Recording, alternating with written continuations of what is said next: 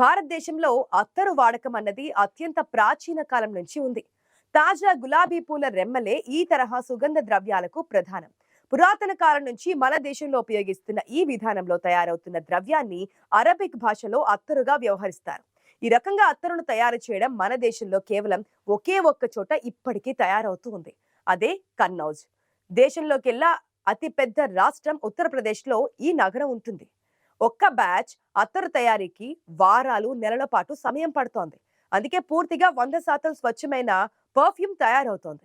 ఇక్కడ వందలాది సంవత్సరాలుగా ఉపాధి కల్పిస్తున్న అత్తరు పరిశ్రమ ఎలా అభివృద్ధి చెందిందో అలాగే ఇది అంతరించుకుపోయేలా కనిపిస్తోంది.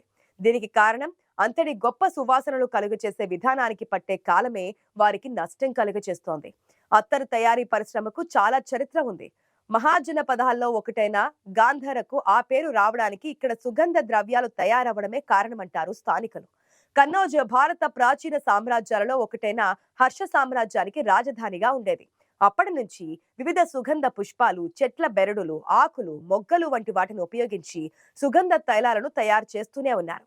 ఇక్కడ ఇప్పటికీ పూల తోటలు నిర్వహించే రైతులు ఉదయం వేళల్లో మాత్రమే తాజా పూలను కోసి అత్తరు ఫ్యాక్టరీలకు పంపుతూ ఉంటారు. పూలను కోసిన తర్వాత వాటిని బరువు తూసి ఎండ ముదరక ముందే ఫ్యాక్టరీలకు పంపిస్తూ ఉంటారు. అప్పుడే పూలల్లో ఉండే తాజాదనం వల్ల అందులోని సుగంధ పరిమళం, నీటి శాతం చెదిరిపోకుండా ఫ్యాక్టరీకి చేరి మంచి సుగంధ ద్రవ్యాలు తయారవ్వడానికి వీలు కలుగుతోంది. సాధారణంగా ఇక్కడ ఫ్యాక్టరీలో ఉదయం 9 గంటల నుంచి సాయంత్రం 5 గంటల వరకు ఒక షిఫ్టు, రాత్రి 7 గంటల నుంచి తెల్లారిందాకా మరొక షిఫ్టులో అత్తర్లు తయారు చేస్తూ ఉంటారు. కర్మాగారాల్లో విద్యుత్ కొలిమి ఉపయోగించారు. పెద్ద పెద్ద మొద్దులు, ఆవు పేడ పిడకలను మాత్రమే ఇంధనంగా ఉపయోగించి బట్టీలలో సుగంధ ద్రవ్యాల ఉత్పత్తిని సాగిస్తూ ఉంటారు. విద్యుత్ కొలిమికి మారకపోవడానికి కారణం ప్రధానంగా కనౌజ్ లో విద్యుత్ సరఫరా సరిగా లేకపోవడమే. అందువల్ల ఉత్పత్తి ఆలస్యం అవుతుందనే ఉద్దేశంతో సంప్రదాయ బట్టీ పద్ధతులనే కొనసాగిస్తున్నారు. పూలను వేడి చేసి సుగంధ ద్రవ్యాన్ని రాబట్టడానికి ఉపయోగించే పెద్ద పెద్ద పాత్రను డేగిసాలంటారు. వాటిని రాగి లోహంతో తయారు చేస్తారు. పర్ఫ్యూమ్ ఫ్యాక్టరీల కోసం వీటిని ప్రత్యేకంగా తయారు చేస్తారు. డేగిసాలలో పూలు పోసిన తర్వాత ముందుగానే సిద్ధం చేసుకున్న స్థానికంగా దొరికే మట్టిని మెత్తగా దంచి దూదితో కలిపి తడిమట్టి ముద్దగా చేస్తారు. దానిని డేగిసా నుంచి ఎక్కడా గాలి బయటకు రాకుండా సీల్ చేస్తారు. డేగిసా లోపల స్థిరమైన ఒత్తిడి ఉండేలా దాని కింద మంట పెడుతూ ఉంటారు.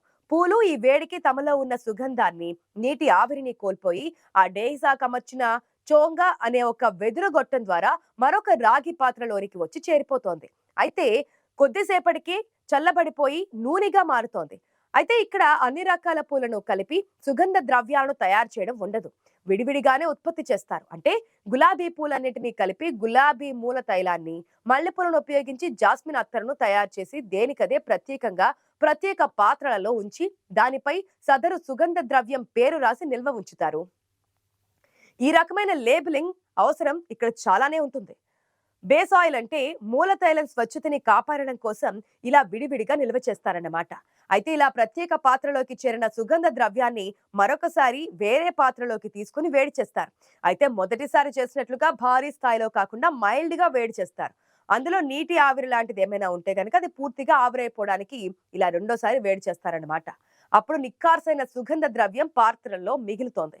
కర్మాగారంలో స్వేదన ప్రక్రియ ద్వారా అంటే పాత్రలోని పూల తేమ సువాసన వాయువుగా మారి వేరే పాత్రలో చల్లబడిన నూనెగా మారిన తర్వాత అప్పటి వరకు డేగిసాకు పూసిన మట్టి ముద్రను తొలగిస్తారన్నమాట. మూతలు కూడా తొలగిస్తారు. ఇది అత్యంత ప్రమాదకరమైన పనిగా ఇందులో పనిచేసే కార్మికులు చెబుతూ ఉంటారు. ఎందుకంటే డేగిసా నుంచి ఒక్కసారిగా బయటకు వచ్చే ఆవిరి చాలా వేడిగా ఉంటుందిట. ఆపై డేగిసాలో మిగిలిపోయిన పూల వ్యర్థాలను తొలగించి రెండో షిఫ్ట్ లో వాటిని ఉపయోగించడానికి కడిగి సిద్ధం చేస్తారు. పాత్ర లోపల సేకరించిన నూనె సుగంధం బయటికి పోకుండా ఉంచడం కోసం ఒక కార్కుతో గట్టిగా మూతిని మూసివేస్తారు. ఇక్కడతో అత్తరు తయారీ పూర్తయినట్లే. ఆపై మార్కెట్ అవసరాలను బట్టి అందమైన గాజు బాటిళ్లలో ద్రావకాన్ని నింపుతారు. సైజును బట్టి వాటి రేటు కూడా ఉంటుంది. అయితే సుదీర్ఘ ప్రక్రియకు పట్టే సమయం చాలా ఎక్కువగా ఉంటుంది. వీరు పడ్డ కష్టానికి తగ్గ ప్రతిఫలం అందివ్వడం లేదు.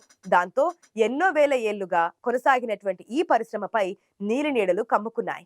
కన్నౌజ్ లో తయారయ్యే అత్తరుకు ప్రపంచ వ్యాప్తంగా గుర్తింపు ఉంది.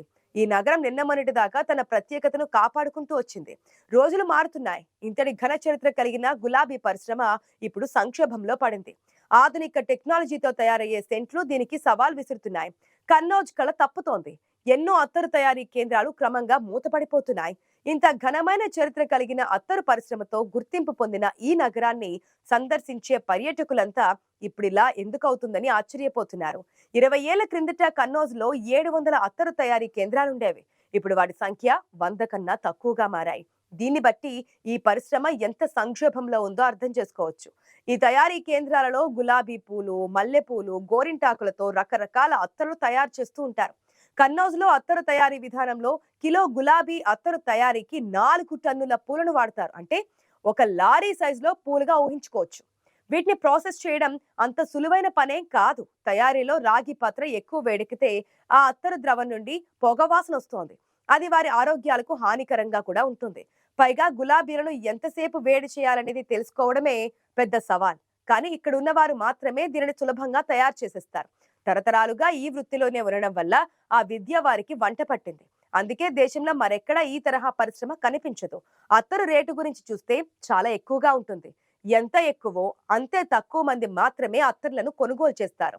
సుగంధ ద్రవ్యాలను అందరూ ఉపయోగించడానికి ఇష్టపడకపోవడమే ఇందుకు కారణం. అదో విలాసానికి సంబంధించిన అలవాటు. పైగా అత్తర్ల కోసం ఉపయోగించే పదార్థాల ధరలు ఇప్పుడు ఆకాశాన్ని అంటుతున్నాయి. గంధం వాసన కలిగి ఉండే అత్తరు విషయానికొస్తే మంచి గంధపు చెక్క కొరత నానాటికి పెరుగుతోంది. పైగా వాటి ధరలు కూడా భారీగా ఉంటున్నాయి. గంధపు తైలాన్ని అత్తరు తయారీలో విస్తృతంగా ఉపయోగిస్తారు. కొన్ని చోట్ల గంధపు తైలంలో రోజ్ వాటర్ కలిపి అత్తరు తయారు చేస్తారు. ఘనమైన వారు ఘనమైన అభిరుచులు కలిగి ఉంటారు. అలనాడు రాజులు రాణులు మాత్రమే అత్తరు వినియోగించేవారు. మొఘల్ చక్రవర్తి జహంగీర్ తన స్వీయ చరిత్ర తాజుకి జహంగీరిలో అత్తరు గురించి రాస్తూ, మనసుకు హాయినిచ్చే ఆత్మను ఉత్తేజపరిచే ఈ సువాసన కన్నా శ్రేష్టమైన సువాసన మరేదీ లేదు అని రాసుకొచ్చారు. రుహుల్ గులాబ్ అనే అత్తరు రాసుకుంటే గులాబీ తోటలో విహరించినట్లుగా ఉంటుంది. ఇంతటి సువాసన కేవలం తాజా అత్తరు వల్లే వస్తోంది. భారత్లోనే కాదు, గల్ఫ్ లో పాతకాలపు అత్తర్లకు భారీ గిరాకీ ఉంది. అందుకే అక్కడ పెళ్లి వంటి శుభకార్యాల్లో పెళ్లి కూతురికి బంగారంతో పాటు దేజ్జా అనే చెక్క డబ్బాలో విలువైన అత్తరు పెట్టి ఇస్తారట. ఈ సంప్రదాయం ఎప్పటి నుంచో ఉందిట. పైగా భారీ రాగి పాత్రల్లో తయారు చేసిన రుహుల్ గులాబ్ అత్తర్లంటే అక్కడి వారికి మరీ మరీ ఇష్టం. మీకు తెలుసా, 2014లో సౌదీలో 9,000 కోట్ల రూపాయల విలువైన అత్తర్ల వ్యాపారం జరిగింది. ఇక్కడ సగటు కొనుగోలుదారుడు అంటే షేక్లు అత్తర్ల కోసం నెలకు 44,000 రూపాయలు ఖర్చు చేస్తారంటే అతిశయోక్తి కాదేమో. ఇటువంటి అత్తర్లను ముస్లింలు ఎక్కువగా కొనుగోలు చేస్తారు. ఎందుకంటే వారు ఇప్పటికీ ఆల్కహాల్ ఉన్న అత్తర్లను వినియోగించరు. అయితే కన్నౌజ్లో ఈ పరిశ్రమపై గందరగోళ పరిస్థితి నెలకొంది. గమ్మత్ ఏంటంటే డియోడ్రెంట్లు, ఫారిన్ సెంట్ల రాకతో అత్తర్లకు ఆదరణ తగ్గింది. వేలాది సంవత్సరాలుగా సుగంధాలు పరిమళించిన కన్నౌజ్ నగరం ఇప్పుడు పొగాకు పరిశ్రమకు కేంద్రంగా మారింది. నేటి తరం కేవలం ఆధునిక సెంట్లపైనే ఆసక్తి పెంచుకుంటున్నారు. ఆధునిక సెంట్లకి సహజమైన అత్తర్లకి ఉన్న తేడా మైక్రో ఓవెన్ లో వండే ఆహారానికి, కట్టెల పొయ్యిపై వండే ఆహారానికి ఉండే తేడా లాంటిదని కన్నౌజ్ అత్తరు తయారీదారులు చెబుతున్నారు. దీంతో ఈ పరిశ్రమ సంక్షోభంలో కూరుకుపోతోంది. తాము పడుతున్న కష్టాలు తమ పిల్లలకు రాకూడదనే ఉద్దేశంతో ఈ రంగంలో అనుభవం కలిగిన వారంతా తన సంతానాన్ని ఇతర వ్యాపకాలకు మళ్లిస్తున్నారు. అలా ఆధునిక టెక్నాలజీలు వేలాది సంవత్సరాల అత్తరు పరిశ్రమను ఓ వైపుకు నెట్టేసింది.